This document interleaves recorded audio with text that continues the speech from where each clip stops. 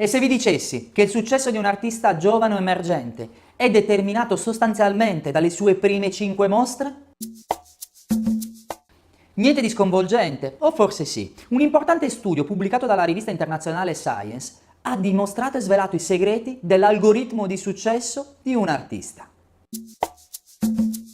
Se esiste o meno una formula segreta per determinare il successo di un artista, questo onestamente io non lo so, probabilmente no, ma tuttavia un gruppo di studiosi ha provato a trovare delle risposte a queste domande, analizzando le statistiche che stanno dietro alla vita di un artista e al suo percorso di carriera e di successo. I dati analizzati hanno coinvolto oltre 16.000 gallerie, 7.000 passamusei, 1.000 rotevendite presso le case d'asta, 143 paesi e oltre 36 anni di raccolta dati. Gli studiosi hanno ricostruito ed analizzato la carriera di oltre 500.000 di artisti attivi tra il 1980 e il 2016, scoprendo che coloro che hanno realizzato le loro prime 5 esposizioni e mostre in musei o in importanti gallerie hanno avuto poi la vita più semplice, avendo un percorso e un'ascesa ben più veloce e più grande rispetto agli altri colleghi, riscuotendo così una maggiore valutazione in asta e minori difficoltà nel loro percorso e ascesa verso il successo. In realtà questo concetto potrebbe sembrare, detto così, abbastanza banale o comunque scontato e in qualche modo perfettamente concepito e capito da tutti i collezionisti. Tuttavia per un artista emergente questa informazione, questo concetto di base non è così chiaro e così forte nella sua mente, ma bensì vi è l'ansia di pubblicare, di uscire, di fare le mostre senza tenere in considerazione alcuni fattori così importanti per la loro carriera futura.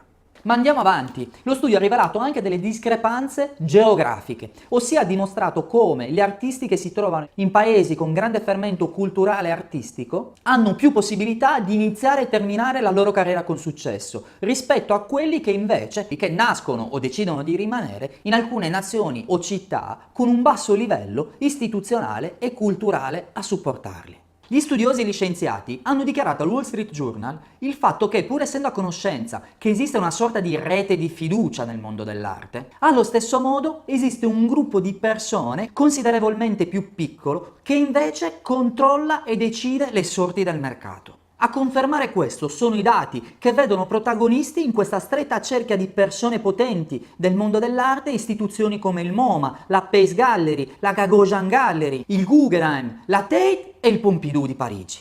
Questo piccolo gruppo comanda le regole del gioco, comanda il mercato e può determinare il successo o meno di un artista emergente.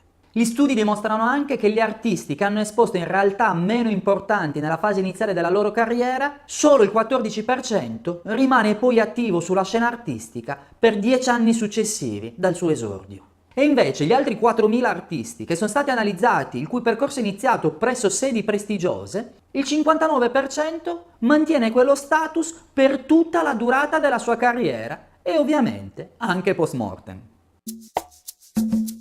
Questo studio può sicuramente sconvolgere e destabilizzare un artista emergente, ma in realtà deve porre l'attenzione sul fatto che non basti concentrarsi esclusivamente sulla propria arte o sulla produzione o su un singolo fattore della propria carriera. All'inizio sarà complicato, dovrà occuparsi di tantissimi aspetti, ma questo studio dimostra come questi aspetti possano condizionare il suo percorso futuro, la sua professione d'artista.